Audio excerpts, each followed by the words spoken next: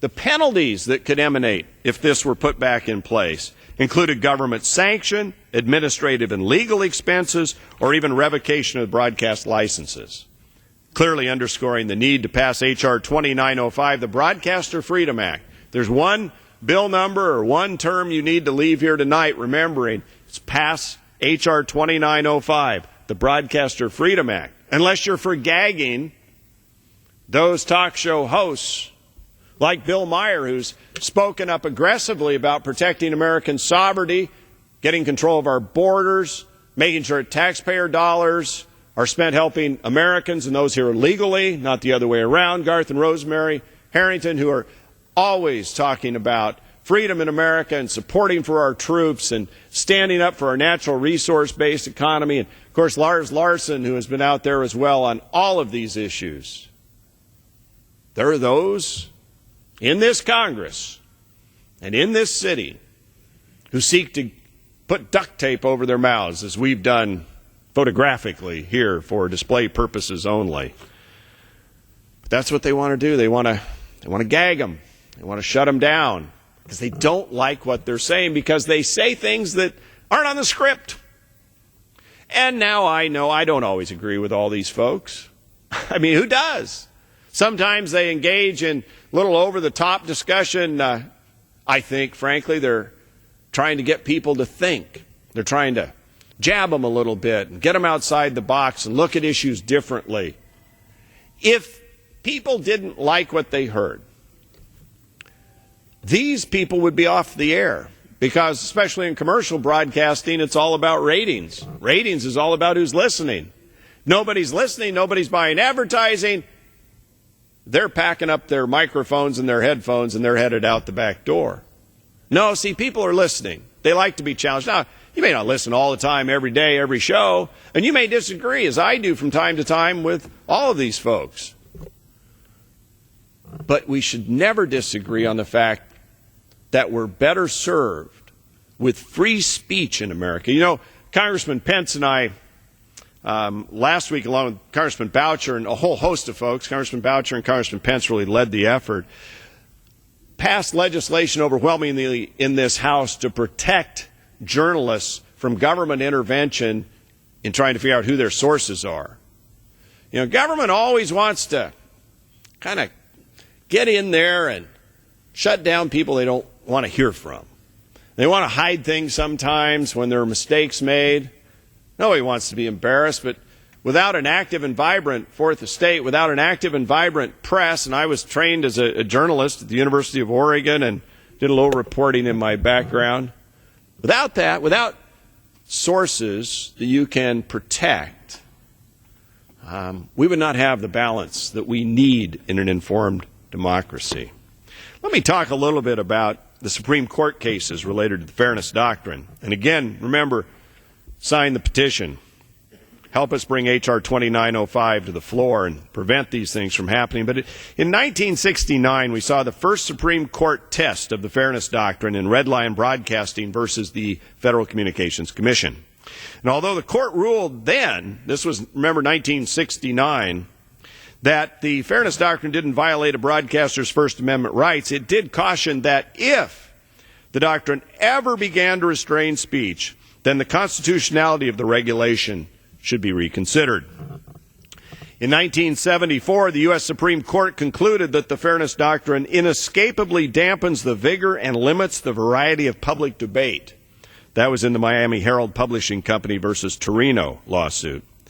23 years ago, 1984, the year Ronald Reagan was reelected, in FCC versus League of Women Voters, the court went further and concluded the Fairness Doctrine was limiting the breadth of public debate. This ruling set the stage then in 1987, as I mentioned earlier, for the Federal Communications Commission to repeal the Fairness Doctrine.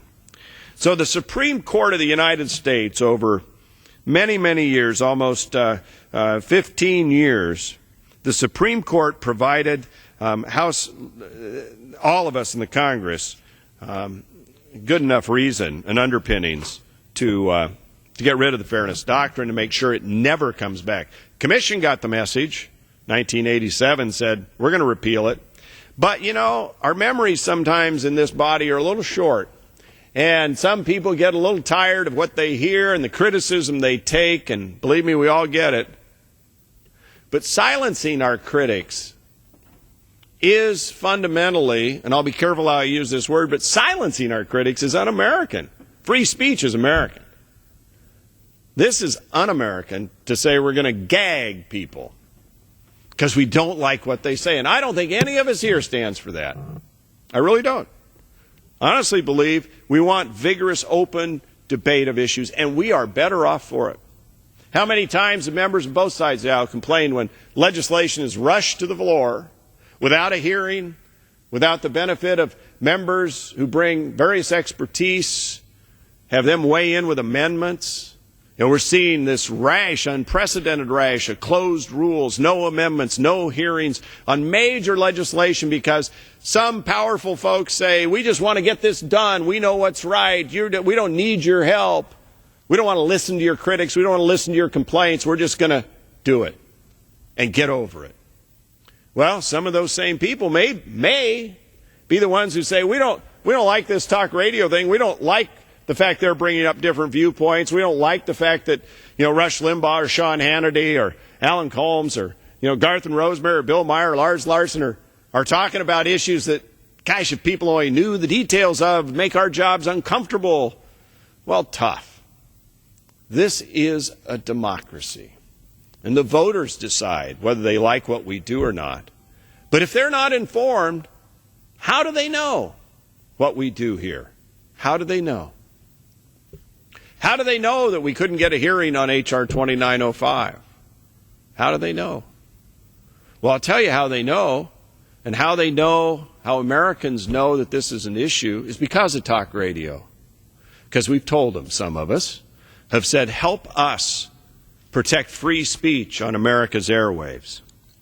So here we are today talking about a regulation overturned 20 years ago. One that we don't ever want to come back, one that the Bush administration doesn't want to come back, one that its FCC says we have no interest in bringing it back. But we know there are those with a change of control in the administration in just, couple of months might put in place people who want to bring it back. So I'm here tonight to say to my colleagues, and I know Dr. Burgess, who's going to speak after me, I believe, has already signed the discharge petition, as have nearly 140 of my colleagues, or perhaps more by the end of tonight. We just need 218. 218 people to sign the petition to prevent talk radio and talk TV and religious broadcasters from being gagged in what they do.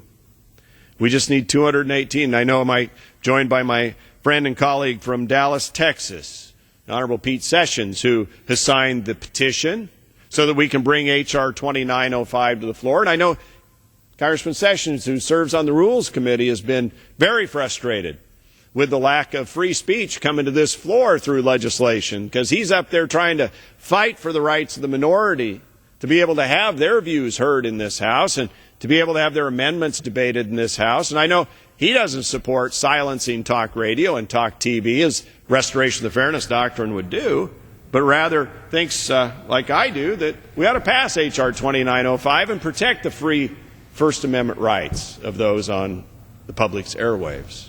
And perhaps my colleague from Texas would like to comment, and I'd be happy to yield. I thank